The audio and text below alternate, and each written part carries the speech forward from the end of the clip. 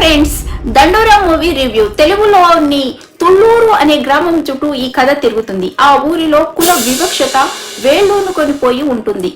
ఎంతలా అంటే తక్కువ కులానికి చెందిన వారు మరణిస్తే వారి అంత్యక్రియలు కూడా ఊరికి దూరముగా ఎవ్వరికి కనిపించని చోట నిర్వహించాల్సి ఉంటుంది.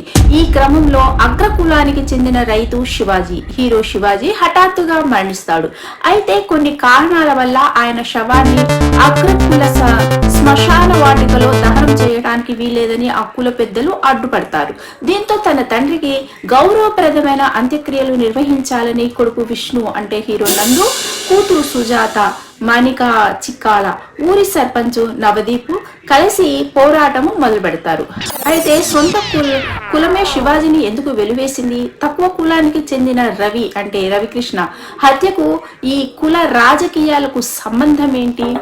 వేష శ్రీలత, బిందు మాధవి పాత్ర శివాజీ జీవితాన్ని ఎలా మార్చింది? చివరికి శివాజీ అంత్యక్రియలు సజావుగా సాగాయా లేదా అనేది మిగతా కథ అన్నమాట. ఈ కథ చూసినట్లయితే కులం చుట్టూ తిరిగే కథలు తెలుగులో తెరపై కొత్తేమి కాదు. అగ్ర కులాలు తక్కువ కులాల మధ్య ఉండే అంతరాలు, ప్రేమలు, గొడవల్ని ఆధారంగా చేసుకొని ఇప్పటికే ఎన్నో చిత్రాలు వచ్చాయి. అయితే దర్శకుడు మురళీకాంత్ దండోర కోసం ఎంచుకున్న పాయింట్ చాలా వైవిధ్యముగా ఉంది. సాధారణంగా సినిమాల్లో నిమ్న కులాల వారే బాధితులుగా కనిపిస్తారు, కానీ ఈ చిత్రంలో అగ్ర కులాల వారే బాధితులుగా మారడం అనేది ఒక ఆసక్తికరముగా మారింది. ఫస్ట్ హాఫ్ కథల్లోని పాత్రలను ఎస్టాబ్లిష్ చేయడానికి దర్శకుడు చాలా సమయం తీసుకున్నాడు.